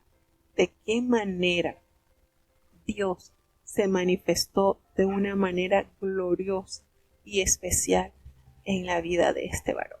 Maravilloso. Definitivamente es difícil no llorar ante una vida con tanta santidad y habiéndolo el mundo desechado de esta manera, porque sencillamente no es del mundo, así como Dios tampoco. De esta manera llega este varón a morir a mano de estas personas de su mismo pueblo, viendo la gloria del Señor e intercediendo a favor de aquellos que arremetieron sin compasión contra el siervo del Señor. Maravilloso es nuestro Dios. Llegar a esa altura, hermanos, hay que amar a Dios. Y hay que entender el amor con que Dios nos ha amado para llegar a ese nivel. Bueno, de esta manera llegamos al final de los 4 capítulos que dijimos que íbamos a leer en este día. Vamos a tener la oración de cierre. Querido Padre Celestial, Dios de eterna bondad, de rica y de abundantes misericordias, mi alma te alaba, Señor, te adoramos, te exaltamos, porque solo tú eres digno de toda honra y de toda gloria. Señor, ¿a quién iremos?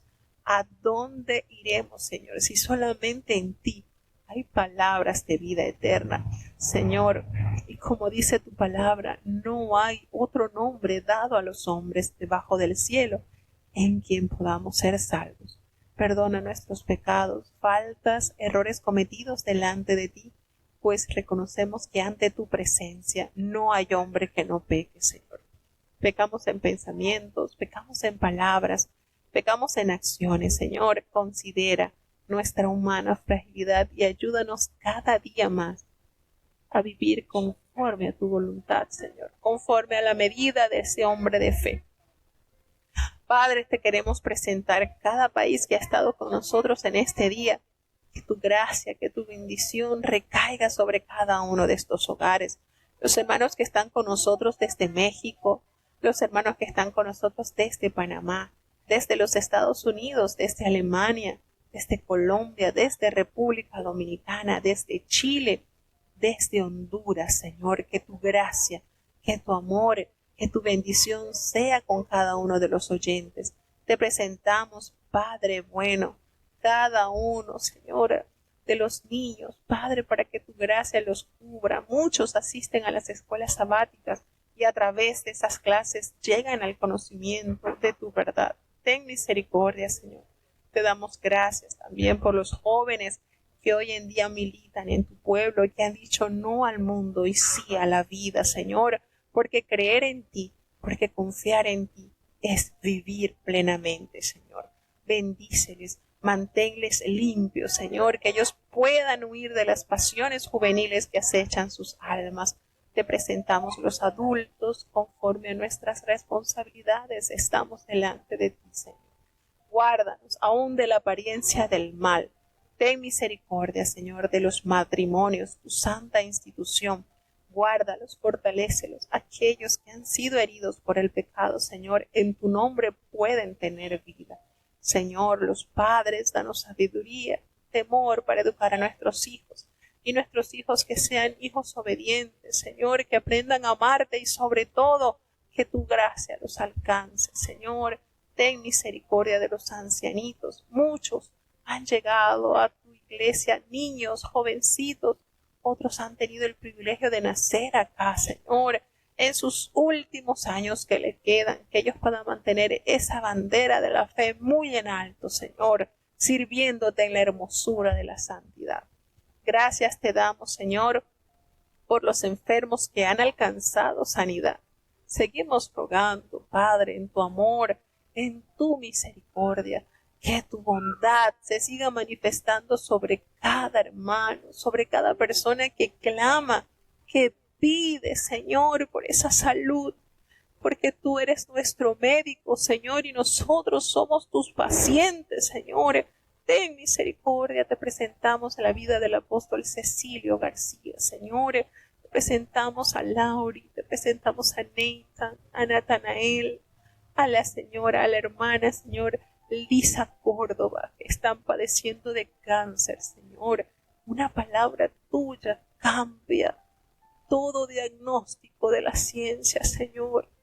Y qué lindo es cuando escuchamos decir a través de los testimonios, ha sido un milagro. Concédenos en estos tiempos seguir viendo tus milagros poderosos, Señor, porque en ti hay solución a los problemas. Te presentamos la salud de Alan, de José Elías, Señor, así como la recuperación de nuestra hermana Berenice Arias, que ha sido operada y está recuperándose, Señor. Oh Padre bueno, ten misericordia de la salud de Evelyn Figueroa, Señor, en sus huesos. Haz una obra especial en tu sierva, Señor, auméntale su fe. Te presentamos la salud de nuestra hermana Raquel López, de nuestra hermana Lucita, de nuestra hermana María Luisa, Señor. Ten compasión por amor de tu nombre, de Sabdi, este joven que está esperando ese milagro glorioso que tú sabes y puedes hacer, Señor. Ten misericordia, Señor, de tantos que están esperando esa mano poderosa, sanadora, que sea, Señor, a favor de ellos. Ten misericordia, Señor, por amor de tu nombre, los que están esperando un diagnóstico, que sea tú en ellos, Señor, haciendo una obra especial, Señor. Ten piedad, Padre Celestial. No nos abandones, Señor. Te necesitamos cada día. Mira este mundo, Señor, cómo se destruye lejos de ti. Ten compasión de tu pueblo Israel, Señor. Las adversidades que están pasando en este país, Señor, en Panamá, ya hogares enlutados a consecuencia de estas manifestaciones, Señor. Ten misericordia, pon tu mano buena, Señor, porque en ti hay solución, en ti hay esperanza, Señor. No nos abandones, Padre, te necesitamos. En el nombre de Jesús te lo he suplicado y en él te doy las gracias. Y ahora te pedimos, Señor, que el bendito amor de Dios, la gracia y la paz de nuestro Señor y Salvador Jesucristo, la compañía y la comunión de tu Espíritu Santo, quien es nuestro eterno Consolador, sea con cada uno de tus hijos, los guarde desde ahora y para siempre. Amén.